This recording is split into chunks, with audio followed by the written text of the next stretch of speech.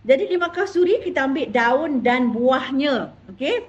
Daun limau kasturi ni pun dia sangat bagus kalau macam kita nak buat pewangi satu kan. Kalau kita mual-mual kan sedap kan bau daunnya tu semua kan. Buahnya tu bukan setakat kita ambil jus dia, kita boleh makan kulit dia tu kerana dia ada khasiat untuk mengharumkan tubuh badan kita. Jadi peluh kita jadi wangi kalau kita makan kulit limau kasturi. Masalahnya korang buang. Sebenarnya kan tak pahit tau. Tak pahit pun. Limau kasturi punya tu. Yang pahit tu kalau limau apa? Limau nipis. Limau kasturi tak pahit. Okey. Jadi limau kasturi ni dia banyak vitamin C, dia ada flavonoid dengan citric acid. Maknanya kalau kita nak kulit kita cantik tu, kita buat ni lah limau kasturi lah. Kalau kat rumah saya kalau buka kat itu memang ada jus limau kasturi sebab banyak sangat sampai dah tak tahu apa benda lah dia nak buat kan. Jadi simpan kat dalam tu. Jadi kita boleh buat air, kita buat khal, kita buat macam-macam lah kan.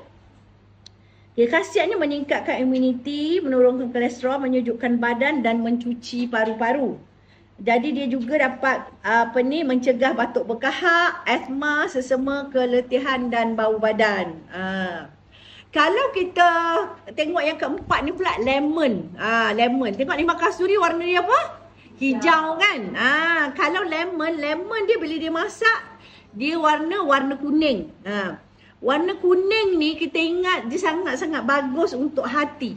Kita ingat warna kuning untuk hati. Jadi kunyit tadi pun untuk hati juga. Sangat bagus untuk hati. Lemon pun sangat bagus untuk hati. Lemon pun sama, kita ambil daun dengan buahnya. Dia sangat tinggi vitamin C, citric acid dan flavonoid dan dia boleh mendetoksifikasi hati, mencantikkan kulit, merangsang pencernaan, penawar alkali semula jadi. Kalau kita kata penawar alkali semula jadi, maknanya apabila kita buat air lemon ataupun lemon tu kita slice dia masuk je dekat dalam air tu, kita jangan risau. Kita kata ini masam lah apalah tu semua kan. Bila dia masuk dalam badan kita, dia jadi alkaline ash. Dia menukarkan sifat asid itu menjadi alkali. Waktu je bagus.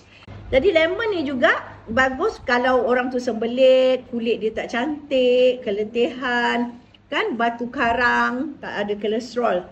Tu lemon.